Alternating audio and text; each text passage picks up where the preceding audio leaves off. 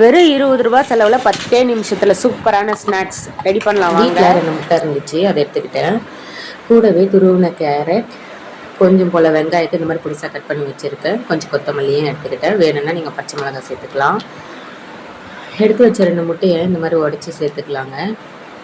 இது கூடவே பொடிசாக கட் பண்ண வெங்காயம், துருவின கேரட் எடுத்து கொடுக்குறதுன்றதுனால பச்சை மிளகாய் ஸ்கிப் பண்ணிட்டேன், வேணும்னா சேர்த்துக்கோங்க. கூடவே ஒரு பிஞ்ச் மஞ்சள்தூள், தேவையான அளவுக்கு உப்பு, மிளகாத்தூள் சேர்த்துக்கிட்டு நல்லா கலந்து விட்டுக்கிறேன்.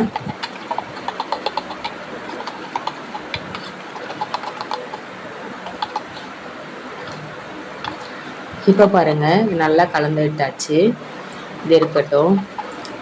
இப்போ கேஸ் ஸ்டவ்வில் ஒரு பனியை கலவை வச்சு சூடானதும் அதில் எண்ணெய் சேர்த்துக்கிறேன். இப்போது இதில் கலந்து வச்சுருக்க கலவையை சேர்த்து ஒரு சைடு வெந்ததும் இன்னொரு சைடு திருப்பி விட்டுக்கிறேன். ஸோ ஒரு குட்டி ஆக்சிடெண்ட், அதனால தான் வந்து இந்த முட்டை கலவை எல்லா சைடும் பரவி இருக்குது. ஒன்றும் இல்லை, நான் வச்சுருக்க கேமரா இது மேலே போய் விழுந்துருச்சு. 2 சைடு வந்ததும் இப்போ இது ஒரு பிளேட்டுக்கு ட்ரான்ஸ்ஃபர் பண்ணிக்கலாம்.